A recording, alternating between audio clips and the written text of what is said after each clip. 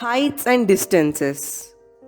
In the previous topic, we have studied about the trigonometric ratios, the trigonometric identities, and the topic of complementary angles. In this topic, heights and distances, we will be studying about some ways in which trigonometry is used in the life around us. Trigonometry is one of the most ancient subjects studied by scholars all over the world. As we have studied, trigonometry was invented because its need arose in astronomy. Since then, the astronomers have used it, for instance, to calculate distances from the Earth to the planets and stars.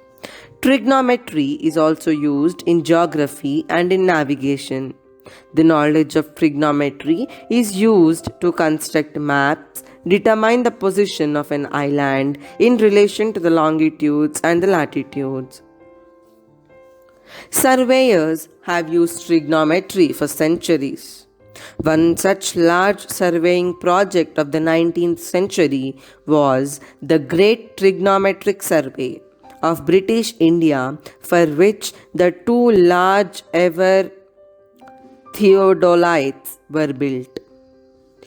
During the survey in 1852, the highest mountain in the world was discovered. From a distance of over 160 kilometers, the peak was observed for 6 different stations. In 1856, this peak was named after Sir George Everest, who had commissioned and first used the giant theodolites. The theodolites are now on display in the Museum of the Survey of India in Dehradun. So, let us start heights and distances. In this topic, we will see how trigonometry is used for finding the heights and distances of various objects without actually measuring them. Let us start. The height or length of an object or the distance between two distant objects or points can be determined with the help of the trigonometric ratios. Here we come to the case of angle of elevation, angle of depression, the line of sight, and the horizontal line. Always remember that the angle of elevation is always equal to the angle of depression. Now, let us know what are the angles of elevation, angle of depression, what is the horizontal line, and what is the line of sight.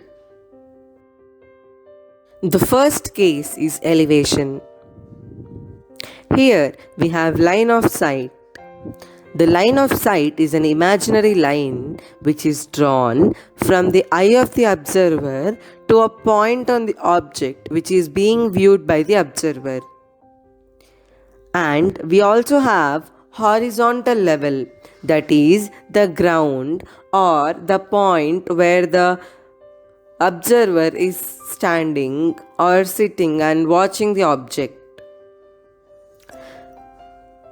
The angle of elevation. The angle formed by the line of sight with the horizontal when it is above the horizontal level. In this case, we raise our head to look at the object. As you can see in the picture, the observer is looking at a tree. Here, the ground level is taken as the horizontal. Subtracting the height of the observer from the tree. Here we use the trigonometric ratios to determine the height of the tree or the height of the observer or the distance from the tree to the observer. The second case is depression. Again, the line of sight. This is the imaginary line drawn from the eye of the observer to a point on the object viewed by the observer. Angle of depression. The angle of depression is the angle formed by the line of sight with the horizontal when it is below the horizontal level. The horizontal level can be taken as a point on which the observer is standing or sitting on viewing the object, which determines the position of the observer. As you can see in the picture, a man is watching two boats from a height of a lighthouse and a rock. As you can see, he is looking downwards. Similarly, in this case also, we lower our head to look at the object. Now, let us move on to some other applications of trigonometry, like trigonometric ratios on a Cartesian plane and some common Pythagorean triplets which can be used while solving the problems and systems of measurement of an angle.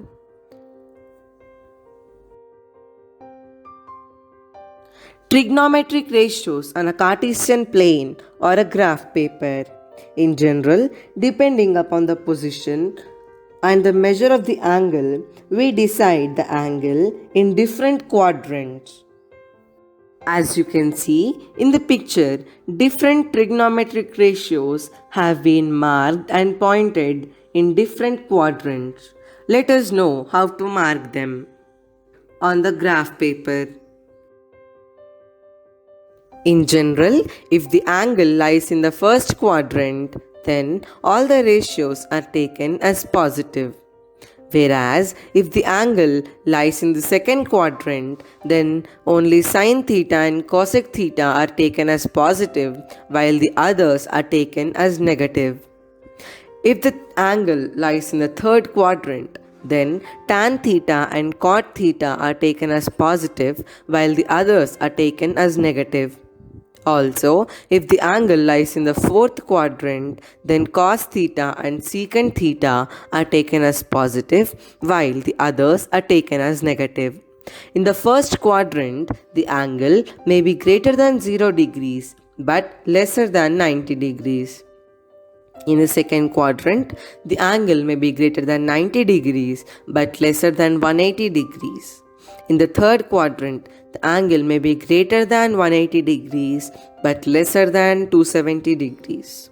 In the fourth quadrant, the angle may be greater than 270 degrees but lesser than 360 degrees. In this way, we can mark all the trigonometric ratios on a Cartesian plane. Some common Pythagorean triplets which can be used in many of the problems are given here. The first one is 3, 4, 5. Second one is 5, 12, 13. The third one is 8, 15, 17. The fourth one is 9, 40, 41. The fifth one is 21, 20, root 41. And the sixth one is 5, 4, root 41. And the last one is 7, 24, 25. The systems of measurement of an angle.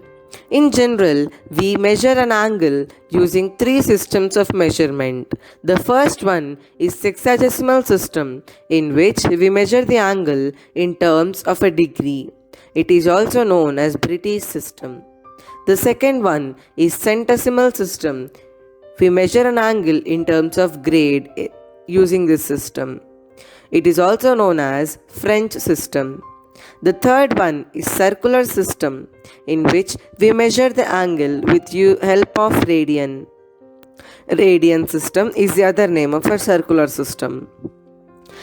We take pi as 180 degrees in terms of trigonometry as from the equation between the three units of measurement.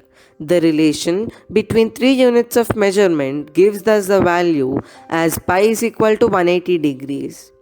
As we can see, degree divided by 90 is equal to grade divided by 100 is equal to radian divided by pi by 2.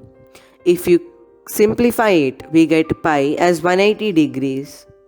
Or 1 degree is equal to pi by 180 implies pi is equal to 180 degrees. This way, we can tell that pi is 180 degrees.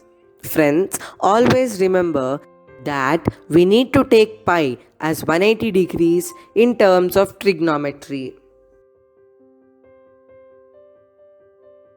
With this, we have completed trigonometry.